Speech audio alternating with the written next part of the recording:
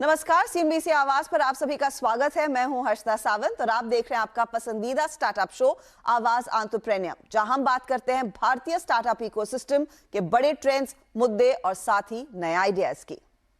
पिछले 2 सालों में कोविड के 3 झटकों के बाद 75 से 100% कर्मचारी दफ्तरों में वापस लौटे हैं। टेलीकॉम और कंसल्टिंग सेक्टर में सबसे ज्यादा रिटर्न टू ऑफिस दिखा है। वहीं न्यू टेक्नोलॉजी और आईटी सेक्टर में रिटर्न टू ऑफिस का आंकड़ा अब भी सिर्फ 25% तक ही पहुंचा है। और जैसे जैसे रिटर्न टू ऑफिस का चलन फिर से जोर पकड़ने लगा है, स्टार्टअप इकोसिस्टम में एक और बड़ी छटनी का दौर भी शुरू हुआ, यानी कि कनंड्रम है। पहले डिमांड लॉटरी थी, उसके बाद छटनी शुरू हुई।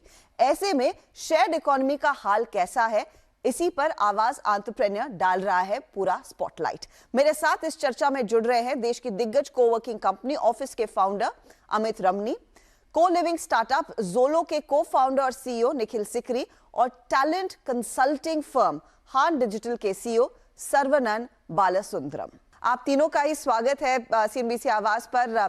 एक बहुत ही दिलचस्प डेटा इनफैक्ट जो मैं कोट कर रही थी वो कॉलियर्स और ऑफिस की रिपोर्ट में निकल कर आया। अमित, इसी से चर्चा की मैं शुरुआत करना चाहूंगी। आप मुझे बताइए ऑन ग्राउंड सिचुएशन है कैसी?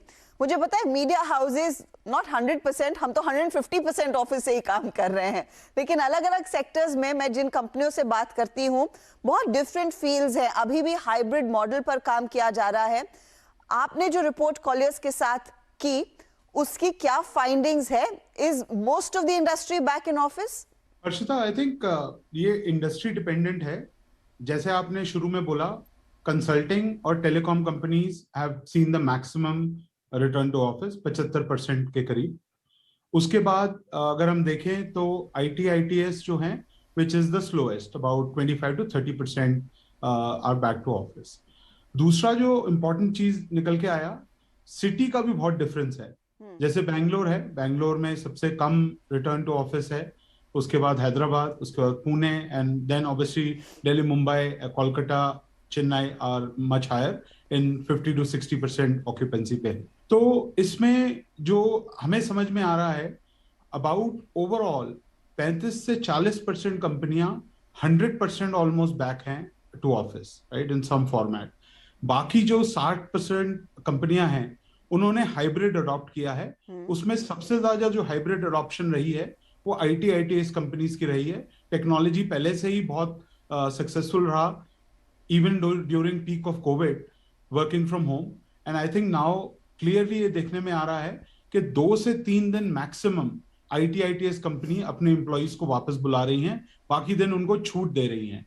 एंड वो जो हाइब्रिड मॉडल है, आई थिंक आईटी आईटीएस के लिए तो यहाँ हमेशा ही रहेगा। तो 100% return to office IT ITES companies के लिए तो नहीं होगा। लेकिन न्यू टेक्नोलॉजी कंपनियां वो भी सिर्फ 25% कर्मचारी ही बैक टू ऑफिस आए हैं। लेकिन ये एक ऐसा तबका है जहां पर कई सारी कंपनियां खुद के ऑफिस से नहीं काम करते, कोवर्किंग स्पेसेस में काम करते हैं, को लिविंग में यहाँ पर कर्मचारी रहते हैं। वहां पर आपने क्या इनफैक्ट देखा है? आप जब अपने कोवर्किंग स्पेस के फ्लोर्स पर जाते हैं, ऑक्यूपेंसी में कितना इजाफा देखने को मिल रहा है एट द मोमेंट, अगर उसका एक अंदाजा हमें दे सके? अर्षिता, अगर हम पूरे अक्रॉस इंडिया देखें तो 65% ऑक्यूपेंसी है, फिजिकल ऑक्यूपेंसी हमारे सेंटर्स में। ठीक है। सबसे कम बैंगलोर में 35% और सबसे ज्यादा कोलकाता में ऑलमोस्ट 80%। तो बाकी सिटीज का अलग अलग परसेंटेजेस हैं, बट ऑन एन एवरेज 65% लोग are coming back. New age companies का जहां तक सवाल है, उनका डिपेंड करता है कौन सी सेक्टर में वो फोकस करते हैं। जहां तो customer facing new age companies हैं वहां पे तो रिटर्न टू ऑफिस 100% है। जहां पे उनका primarily product oriented, development oriented काम है या आउटसोर्स्ड ओरिएंटेड काम है, वहां पे 25 से 30% का रिटर्न है इस टाइम पे। तो लगभग लोग वापस लौट रहे हैं। अलग अलग परसेंटेजेस वेरी कर सकते हैं डिपेंडिंग आप किस सेक्टर से काम कर रहे हैं। निखिल, को लिविंग को लेकर भी हमने देखा था कोविड के काल में आपके बिजनेस पर एक इम्पैक्ट आया था और उसके बाद एक तगड़ा बाउंस बैक आया है। तो जैसे जैसे ये लोग रिटर्न टू ऑफिस कर रहे हैं, अब औसतन यही हुआ था कि पहले अपने शहर गए थे, अपने घर गए थे, अब वापस उसी शहर आना पड़ रहा है जहां पर नौकरी कर रहे हैं। तो क्या आपके लिए भी नंबर्स इंप्रूव हुए हैं? हर्षदा, हाँ, हमारे लिए लास्ट 5 महीने में नंबर्स बहुत तेज़ी से उछाल किए हैं। अगर मैं आपको एग्जैक्ट नंबर बताऊं तो हम 40% ऑक्यूपेंसी पे थे फरवरी में, इस समय हम 82% पे हैं। पर इसमें भी जो एक इंटरेस्टिंग कट इन नंबर्स के बीच भी जो देखने लायक है कि हमारा 65% ऑफ प्रॉपर्टीज़ 95% ऑक्यूपेंसी पे हैं और जो बाकी 35 है वो एक्चुअली 50 पे हैं। ओके। तो ये जो 35% जो 50% ऑक्यूपेंसी पे हैं, ये आईटी सर्विसेज के आसपास वाली प्रॉपर्टीज़ हैं। तो आईटी सर्विसेज को छोड़ के बाकी सारी कंपनीज़ में हमने देखा है कि 70 से लेके 100% ही लोग वापस आ गए हैं सिटी में। अब वो ऑफिस में डेली नहीं जाते हैं, वो एक डिफरेंट स्टोरी है। वो अपने सिटी में आ गए हैं, जहाँ से वो या आप 2 दिन जा रहे हैं, 3 दिन जा रहे हैं, 4 दिन जा रहे हैं। ये हर कंपनी ने अपना अपना डिफरेंट तरीके से एक मापदंड या पैमाना रखा है। तो वो बट सिटी में जो है मोस्टली 70 से 100% लोग आईटी सर्विसेज को छोड़कर आ गए हैं। तो हम वही को लिविंग में भी नंबर्स उसी प्रकार से देख रहे हैं बढ़ते हुए। बाकी सब जगह पे तो एक बेड मिलना भी मुश्किल है, आईटी सर्विसेज में तो चाहे आप आधी प्रॉपर्टी ले लीजिए। तो बेसिकली मार्केट फिर से खिल गया है, रिवाइव हो गया है, लेकिन इस सबके बीच एक और चीज हुई है कि बड़े पैमाने पर लोगों की छटनियां हुई हैं स्टार्टअप इकोसिस्टम में ही। सरन, उसका कितना इम्पैक्ट आपने देखा है? क्योंकि हर दूसरे दिन at least till the last month हम कई बड़े फिगर्स सुन रहे थे कि 25-30 हजार, उससे ज्यादा की कुछ रिपोर्ट्स ने कोट किए नंबर्स, लोगों की छटनी हुई है। उसका कुछ इम्पैक्ट आपको लग रहा है shared economy business पर आएगा? So when you really talk about shared economy contributing to the startup, it's quite a lot. And last couple of quarter trends, though you keep seeing a lot of jobs being cut on the base numbers, I definitely feel tech is not impacted so much. But the surrounded peripheral roles like marketing, customer success kind of roles are actually being questioned, because last year most of the large companies, most of the unicorns, most of those well-funded startup ecosystems have actually hired slightly more than what was required based on the sentiments that we have seen in the market. At the rate of about another 25 to 30% more when it comes to cost. So somebody has to pay price for it, right? So today, in the name of, slowing down, I definitely have seen a lot more jobs being impacted, non-critical tech roles, right? Still tech roles, which is having a very large, impactful, customer, journey developments, like full stack, mobile application development, data engineering. All those are definitely on, but yeah, certainly probably about a little less than 10% of impact that we are able to see it in the tech roles. But by and large on those supply chain and the peripheral roles are being cut based on the cost reduction and the optimization. तो in fact एक चीज हम सब जानते हैं कि अगर आपका टेक रोल है तो आप कहीं पर भी काम कर सकते हैं। You don't necessarily need to be in office. ऐसी स्थिति में फिर अमित, क्या आपके बिजनेस और जो जो वर्क स्पेस आप लोग रेंट पे देते हैं उसमें इसका कुछ इम्प्लीकेशन, कुछ झलक देखने को मिली है या फिर फिलहाल नहीं? अर्शदा, देखिए बहुत ही मेजर इम्पैक्ट आया है। इंडस्ट्री जो 25 मिलियन स्क्वायर फुट थी और बिलियन स्क्वायर फीट आज 75 मिलियन हो गई है लास्ट 2 साल में। हम जो हर महीने 1000 सीटें, नई सीटें बेचते थे, आज 5000 सीटें बेच रहे हैं ऑन अ मंथली बेसिस। तो डिमांड क्लियरली शिफ्ट हुई है from conventional space to coworking space. दूसरा आंकड़ा जो इंपॉर्टेंट है, इंडिया में कमर्शियल लीजिंग लास्ट 2 क्वार्टर में 35% ITITS की थी और 14% कोवर्किंग प्लेयर्स की थी। सेकंड हाईएस्ट जो कमर्शियल लीजिंग हुई है वो कोवर्किंग ऑपरेटर्स ने की है। तो डिमांड तो बहुत ही सॉलिड है। दूसरा, ये जो है ये सिर्फ मेट्रोज की स्टोरी नहीं है, ये टियर 2 में भी, जो हम 12 महीने पहले हमने प्रिडिक्ट किया था आप ही के प्रोग्राम पे, आज की डेट में जो 2 मिलियन स्क्वायर फुट कोवर्किंग का था इन tier 2, in the next 3 to 4 months will almost touch 5.5 million square feet in tier 2 cities. Wow. So clearly demand for co-working तो बढ़ गई है और उसका रीजन बहुत सिंपल है, फ्लेक्सिबिलिटी। लोगों के अनसर्टेन टाइम में फ्लेक्सिबिलिटी चाहिए होती है। दूसरा, स्पीड। आपको पहले एक सेंटर बनाना पड़ता था, आज अगर आपको 10 सेंटर बनाने एक सिटी में या अक्रॉस इंडिया में, तो उसके लिए you need an operator. And तीसरा आपका कैपेक्स टू ओपेक्स एक्सपेंस का जो बेनिफिट मिलता है। That's quite a lot of demand. लेकिन निखिल, जब आप को लिविंग की बात करते हैं, अब किसी की नौकरी जाना तो यही फिर दोबारा सोचा जाता है कि क्या मुझे उस शहर में रहने की जरूरत है या नहीं, क्या मुझे इतना रेंटल देने की जरूरत है या नहीं। तो क्या ये आपके फेवर में जाता है कि अगर मैं किसी अपार्टमेंट में रह रही थी, वो छोड़कर एक को लिविंग स्पेस में ही आ जाऊं till I get my feedback and get a good job again? Harshita, affordability के पॉइंट से अगर हम देखें तो सर्टनली को लिविंग स्पेसेस ज़्यादा अफोर्डेबल हैं, और वो अगर किसी की खुदा न खास्ता जॉब चली गई है तो उसके लिए, और उसको सिटी में ही रहना है, उसके लिए एक बेटर ऑप्शन है, उसमें कोई डाउट नहीं है। एंड इट ऑल्सो, इसमें आपके साथ एक जो कम्युनिटी आ जाती है, उससे आपको जॉब खोजने में भी थोड़ी ईज़ होती है। मतलब ये कोई गारंटी नहीं है, बट हमने कोविड के टाइम पे देखा था। कोविड के टाइम पे हमने जो हमारे ज़ोलोवाइट्स थे, जिन जिन की जॉब चली गई थी, उन सब के लिए रेंट फ्री कर दिया था। उसके बाद वी सॉ रेंट फ्री से, चलो वो तो हमारी तरफ से था, बट हमने देखा कि जो ज़ोलो की कम्युनिटी के लोग थे, उन्होंने बहुत मदद की बाकी लोगों की, जिन जिन की जॉब चली गई थी, उनको नई जॉब दिलाने में। जब हमने दोबारा ट्रैक किया था 3 महीने के बाद, तो ऑलमोस्ट 95% लोगों की जॉब दोबारा लग चुकी थी। तो वो भी एक थोड़ा बेनिफिट है कम्युनिटी का। मैं ये नहीं कहूँगा कि अगर किसी की जॉब चली गई तो प्लीज़ ज़ोलो में आइए, क्योंकि किसी की जॉब मैं क्यों विश करूँ कभी जाए। बट अगर जो लोग ज़ोलो में रहते हैं, उनको एक कम्युनिटी का बेनिफिट मिल जाता है। हमने देखा है काफ़ी हद तक, एंड कोविड में बहुत बार देखा था कि बाकी के लोग मिलके उनको एक अच्छी जगह पे अपनी टीम में एक अच्छे गाइडेंस के साथ, कि अगर, क्योंकि गाइडेंस भी होती है कंपनी के अंदर, किस प्रकार से इंटरव्यू देना है, किस प्रकार से आपको वो जवाब देना है, तो वो लोगों को उसका फायदा हो जाता है। इसी के साथ वक्त हो रहा है एक छोटे से ब्रेक का। बने रहे CNBC आवाज के साथ।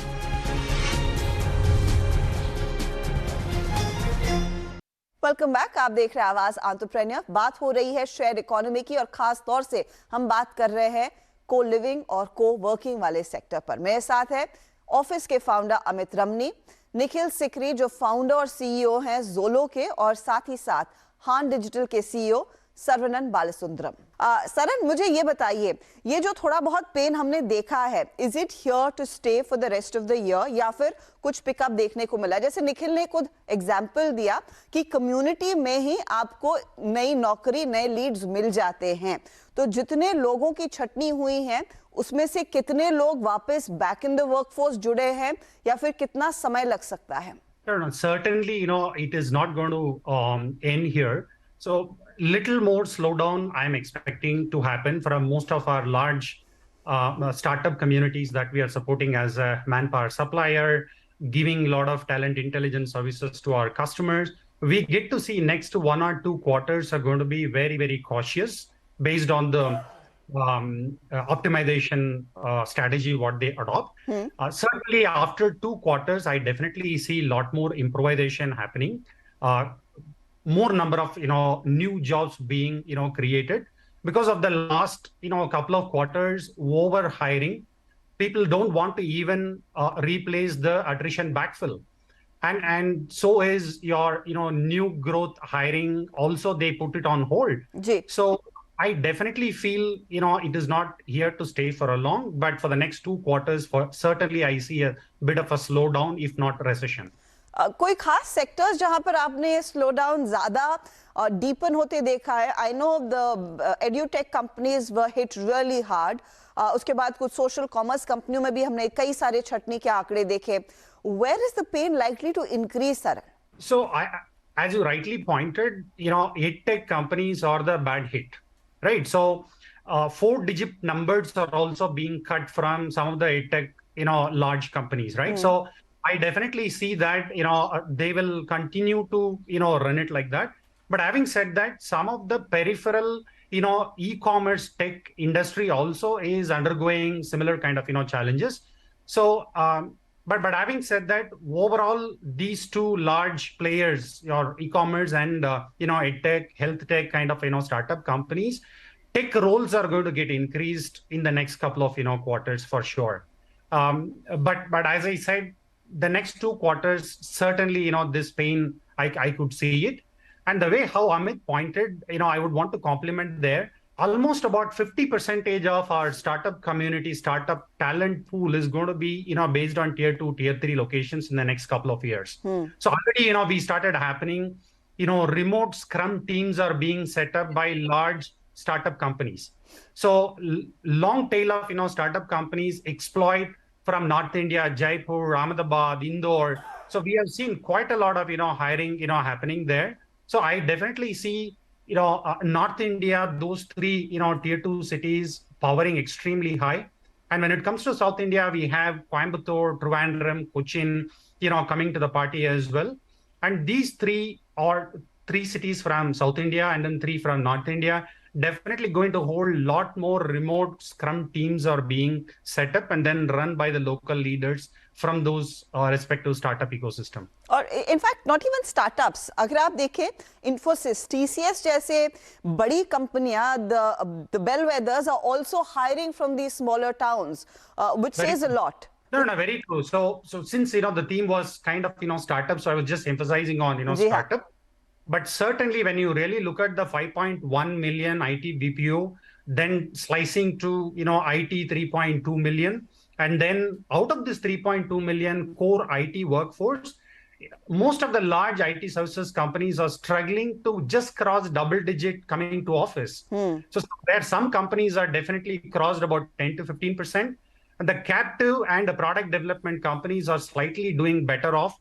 Some of the companies cross 20%, 25%, but everyone is struggling to bring those, people to work, which is the byproduct of, flexibility, right? Correct. So the flexibility of those remote work locations certainly, here to stay.